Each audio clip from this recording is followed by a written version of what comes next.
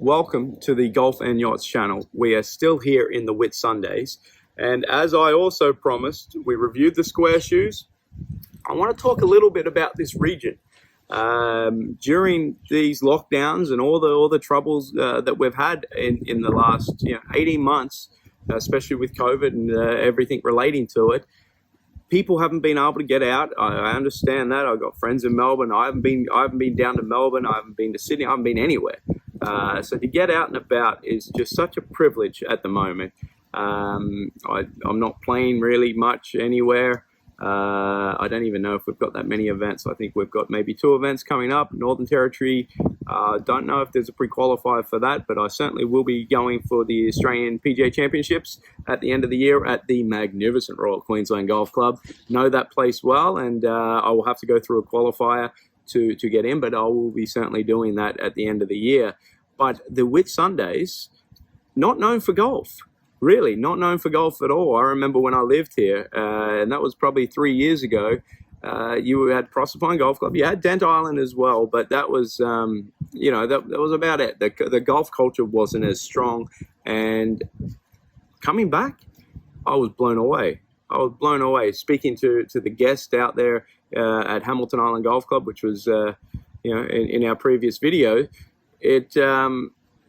people were excited. They were excited to go out. They were excited about golf. I think everyone talked about during this lockdown, golf was the majority open. I think New South Wales might have had a bit more of an issue.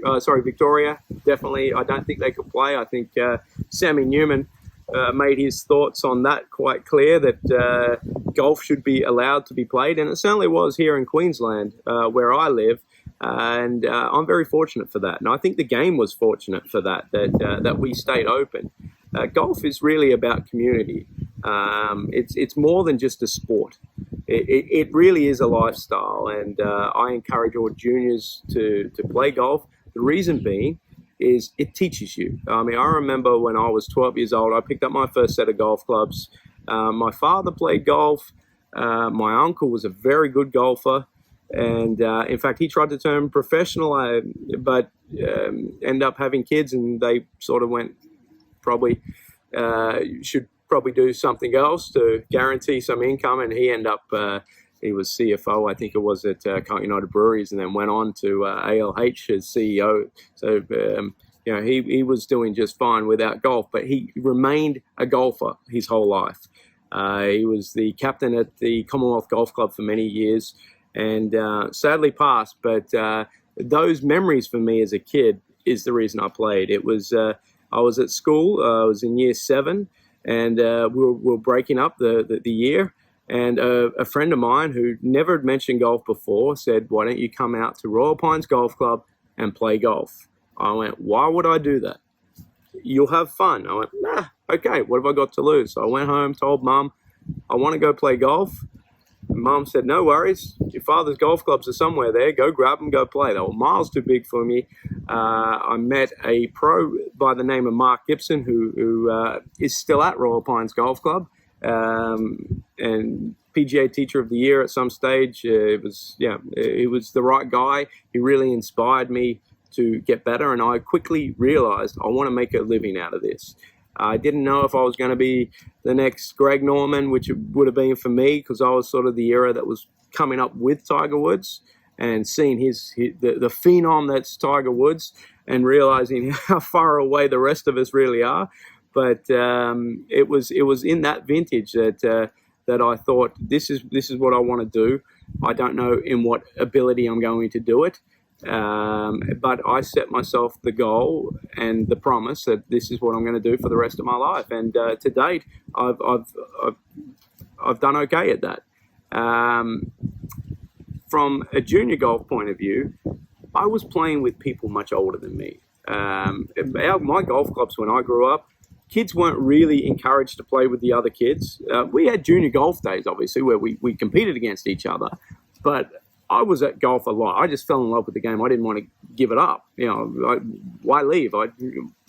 If I had a choice of sleeping there, I would have. So I played with guys that are a lot older than me, and they sort of took me under the wing, and they taught me some, the etiquette, the things that go with me today that sort of molded me or partly molded me into the person I am today. They also taught me some interesting parts of life as well. But I mean, I think that's the point I'm trying to make, is having juniors in the game is only a benefit for them. I think the community gets stronger with more people that play golf. It teaches you about honesty.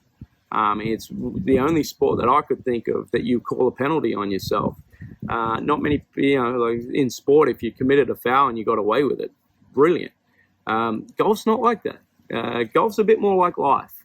And if you've committed a foul and you've done something wrong and you've got away with it, you feel like you've cheated yourself. You feel like you've let yourself down. And I can't think of a sport that does that. And if it doesn't, well, soon enough, with our rules that are in place, the members will be on you, and you'll soon feel that you've now cheated yourself. So I just think it's a great base for a lot of kids, whether they go and be a professional golfer. They could be the next Tiger Woods, Greg Norman, Adam Scott, Jason Day, whoever. Or they could go down sort of my path, that play golf, also has businesses around golf, whether it's golf course development, golf course management. There is so many avenues, and we introduce you to Roger in a few of the other videos, and he runs a pro shop. He's a club pro. He teaches. He runs pro shop. He's doing a great job. Quite successful at doing so. Really boosted the junior numbers at Proserpine Golf Club. And these days, it's not even, back when he first signed up, I'm sure he won't mind me discussing this, but it was in his contract that he had to look after the juniors, and it was complimentary. It was part of the deal. We'll pay you to do this and this and this, but you have to do that. And he really always embraced that. I remember many times that I helped him out here and there, and I just thought it was wonderful to catch up with him again and to hear how strong that junior program is. Was just so exciting for me. It really was. I just can't speak of it enough, and I just can't try to get through to everyone enough how important juniors are. I've been told, what do we get out of them, because they're not paying full fees and everything else. And I just hope that it becomes a little bit more clear and apparent what we get out of them. We get a better community. We get to introduce these kids to this great game that will probably be with them forever, and some don't stick with the sport, like many sports, football, hockey, doesn't matter. Not many kids stick the whole way through, and certainly not many then go to professional ranks. We're no different. But as a lifestyle sport, that is where we differ. And what we teach them now creates a better community, and everyone lives in this community. Whatever community that is. You might be lucky enough to live in several communities.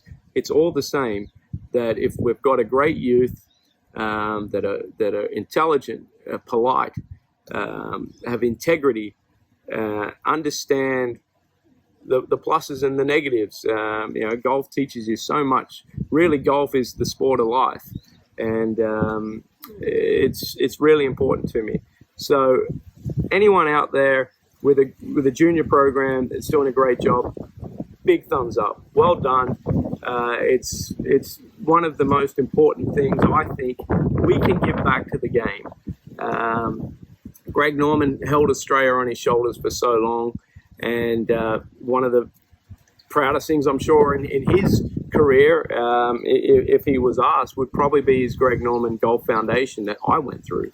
Adam Scott went through it. Jason Day, Cameron Smith, we all went through it, especially here in Queensland. I know other players have got them everywhere, but I grew up in Queensland, and it really developed me. It gave me a taste of what it was to be a professional golfer. It gave me my competitive juices that I want to do better. It's not about just beating people. It's about being better yourself, hitting better shots, hitting better putts, playing smarter, not making so many mistakes. That's what golf is about. If you want to beat someone playing golf, you've got to do all those key elements. And it's just so exciting that that these days, that's how I choose to give back to the game. Some do other things that, you know, even create more attention for the game. I've chosen junior golf. Anything I can do, I'm certainly willing to do it. And in future videos, we might discuss that more. You know, the junior clinics around the places we might go visiting, a whole bunch of places that have got great junior programs. And if you're lucky enough to be living in or around that region, then I'll give you the contact details to go in, get your son and daughter hooked up to golf. And that's the other wonderful thing. I mean, it's not based on a gender, golf. I mean, playing with ladies, playing with the guys. I mean, it's just awesome. It is just awesome. And the handicap system, everything works. So if you're new to golf, if you're, you know, if you're watching this because you like super yachts, or you like watches or whatever, or, you know, tune into golf, pick up some golf clubs. If your son or daughter play, or maybe you're young yourself, ask mum or dad if you can go out to the local golf course, speak to the pro if you've got one. If not, speak to one of the members, and see if you can go out for a bash. And I don't think you'll ever look back.